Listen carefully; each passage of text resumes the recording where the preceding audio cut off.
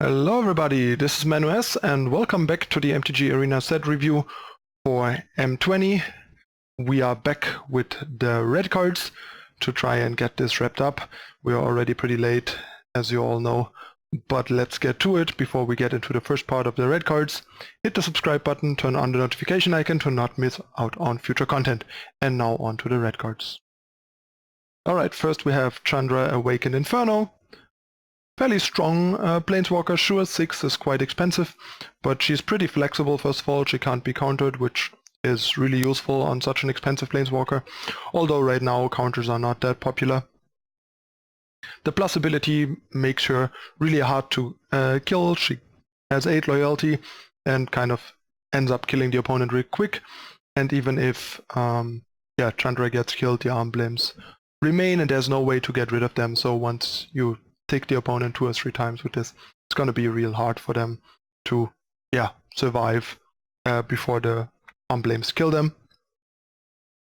The -3 is just a really nice mini sweeper, bit situational for turn 6, but still can be really strong, especially when facing stuff like mono red or white weenie, where you somehow kind of stalled your way and bought time up until you hit Chandra, and then you just Chandra and wipe the board, and super powerful.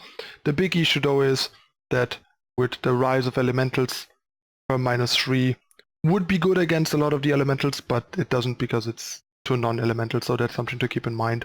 And then the -X also makes her a pretty decent removal. You can kill something up to 5 toughness or loyalty without her dying, so you can basically curve her into an opposing Teferi, Hero of Dominaria, to kill it, for example, and stuff like that, so that's pretty nice too. So yeah, seems interesting for Constructed and a bomb in Limited. Next we have Cavalier Flame. The red Cavalier is a bit odd, but I mean, you can only go so wrong with a 5-cost 6/5 elemental that for 7 mana is a 7/5 haste.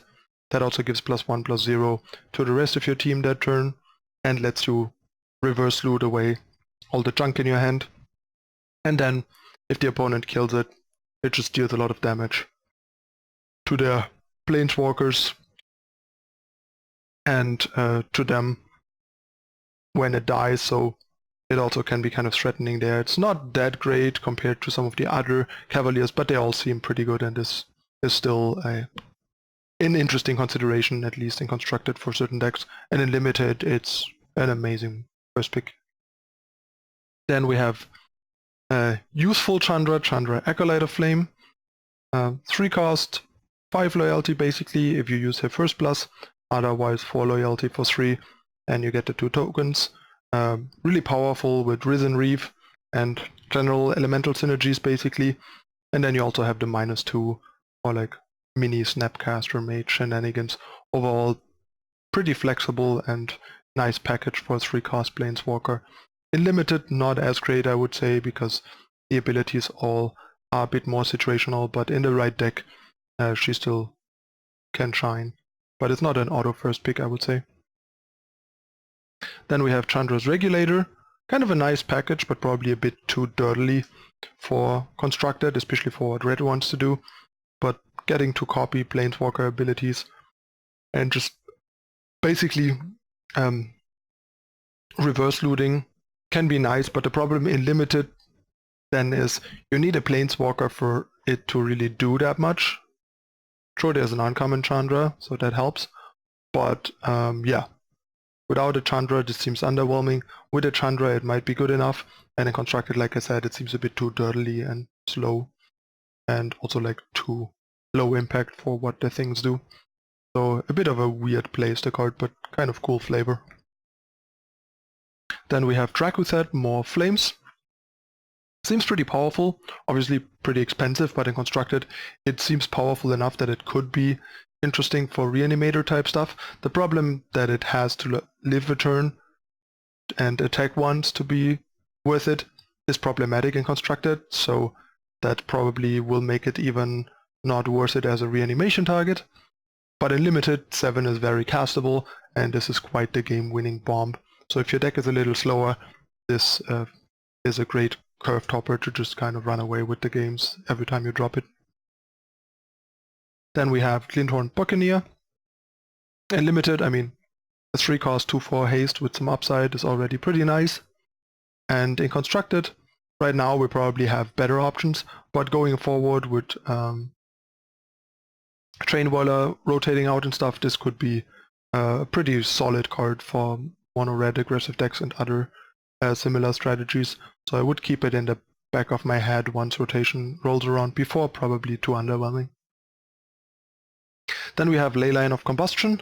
This is kind of an interesting leyline in a way. It's kind of like the red version of like making all your things untouchable, because dealing 2 damage to them instead of making your things untouchable is equally good in a red strategy.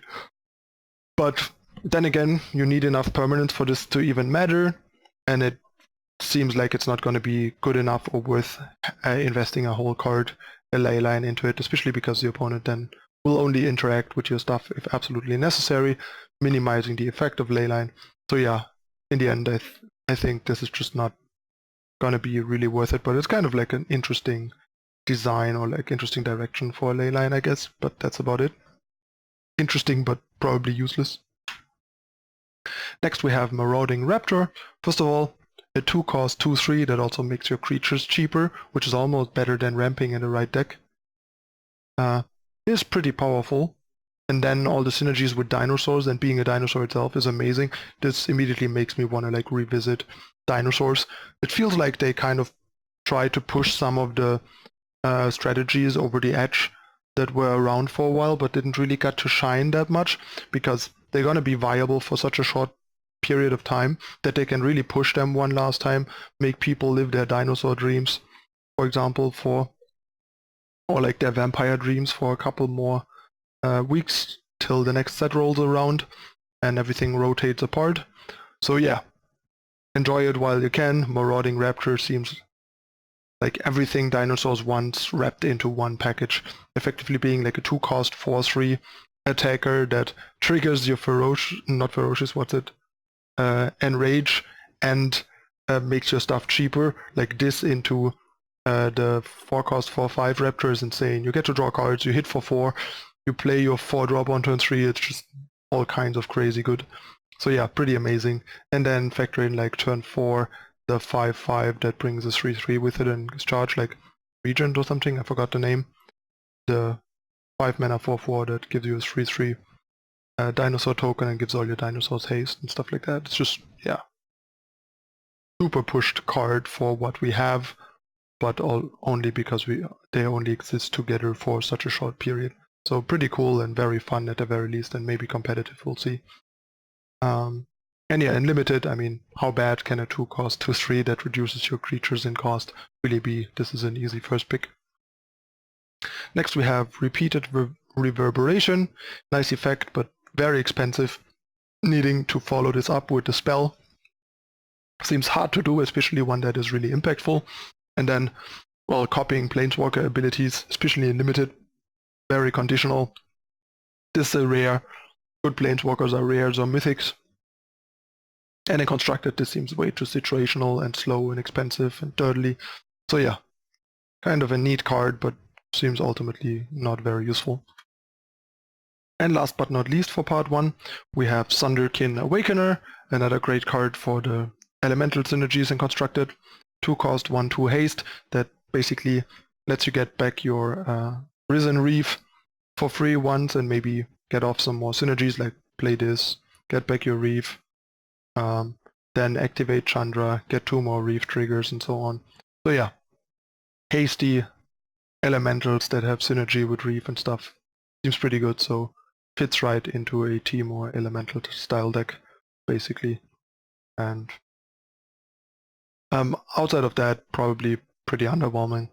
And in limited, seems okay maybe, but not very good, because very conditional. If you're not like making use of the ability much and have ways to buff it to get better elementals back, this seems pretty weak for a 2-drop.